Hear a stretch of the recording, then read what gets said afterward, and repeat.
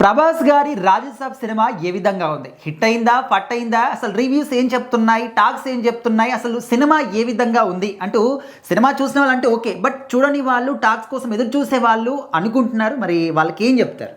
ఖచ్చితంగా cinema start అవుద్ది. People media factory తర్వాత ప్రభాస్ గారు అద్భుతమైన టైటిల్ కార్డ్ పడుతుంది. అంటే ఆయన వింటేజ్ చేసిన మూవీస్ అన్నీ వచ్చి ఆయన టైటిల్స్ అన్నీ పడుతూ ఒక మంచి టైటిల్ కార్డ్ అయితే ఎక్సలెంట్గా ఉంటుంది అనమాట. సో ఆయన ఎంట్రీ మంచిగా ఏదో మాస్క్ కట్టుకుని అట్లా మంచి ఎంట్రీ ఉంటుంది అనమాట. వెంటనే సాంగ్.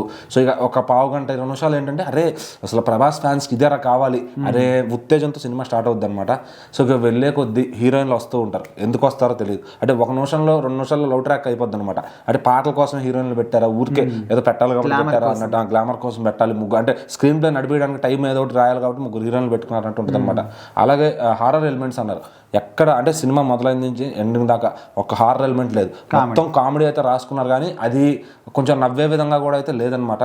సో కానీ ఏంటంటే ప్రభాస్ గారి ఫ్యాన్స్కి ఆయన లుక్స్ చాలా హార్ట్ఫుల్గా చెప్తే ఆయన లుక్స్ చాలా బాగున్నాయి, చాలా బాగా చూపించారు మారుతి గారు. కానీ మారుతి గారు ఎక్కడ ఫెయిల్ అయ్యారంటే దీని స్క్రీన్ ప్లే పర్ఫెక్ట్గా రాసుకోవడంతో. మన ఇంటర్వ్యూలో ఆయన చెప్పారు నేను స్క్రీన్ ప్లేతో ఆడుకుంటాను, మరి ఇక్కడ ఏం కనపడలేదు అసలు. ఇదివరకు పాత మారుతి గారి స్టైల్ ఆఫ్ స్క్రీన్ ప్లే కూడా ఇక్కడ లేదనిపించింది అనమాట.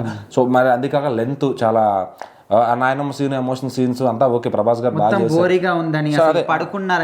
లెంతీగా అయితే ఉంది. అండ్ తమన్ గారు బ్యాక్గ్రౌండ్ స్కోర్, ఆయన సౌండ్ ఎక్కువ ఇస్తారు, క్వాలిటీకి ఇస్తారు, బాగుంటుంది. కానీ మిక్సింగ్ చేసేటప్పుడు మరి ఆయనకి ఏమవుతుందో ఏమో కానీ మంచి మంచి క్వాలిటీ థియేటర్లో కూడా గీర్లుగా అనిపిస్తుంది అనమాట. అది అంత హెక్టిక్ సౌండ్ అంటే ప్రాపర్ సౌండ్ ఇవ్వచ్చు. ఇప్పుడు డిఎస్పీ గారితో మనం చూస్తే సౌండింగ్ అంతా కూడా చాలా లైనప్గా చాలా బాగుంటుంది అనమాట. కానీ ఇక్కడ ఏంటంటే ఎక్కువ ఇస్తారు, కానీ అరే మనం మంచి సౌండ్ వింటున్నాం అనే ఒక సాటిస్ఫాక్షన్తో పాటు అరే ఏంట్రా పక్కన గేర్లో అనే ఒక ఫీల్ కూడా వస్తుంది అనమాట. సో మరి తమన్ గారు కాపాడుతూనే అలాగా ఆ మిక్సింగ్తో చెడగొడుతూ ఉంటారు అనమాట. సో మరి ఇంకా సినిమా గురించి మాట్లాడుకుంటే ప్రభాస్ గారి 1 మ్యాన్ షో బిగినింగ్ నుంచి ఎండింగ్ దాకా. సంజయ్ దత్ గారు ఉన్నారు కానీ పెద్దగా చెప్పుకోదగ్గ పాత్ర కాదు. సో నాయనమ్మ క్యారెక్టర్ ఆవిడ బాగా చేశారు. సో ఆవిడ వాళ్ళిద్దరి మధ్య క్లైమాక్స్లో ఎమోషన్ కానీ, సో ఫైట్స్ కూడా బాగానే వచ్చాయి, యాక్షన్ ఎపిసోడ్స్ కూడా. అండ్ క్రోకోడైల్ ఎపిసోడ్ కూడా చాలా బాగా వచ్చింది అనమాట.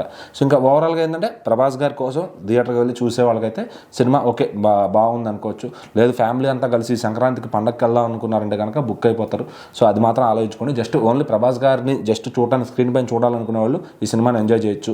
ఏదైనా ఎక్స్పెక్టేషన్స్ పెట్టుకుని వెళ్తే కనుక ఖచ్చితంగా డిసప్పాయింట్ అవుతారు. సో మరి ఓవరాల్గా అయితే సినిమా ప్రభాస్ ఫ్యాన్స్కి అయితే ఫీస్ట్.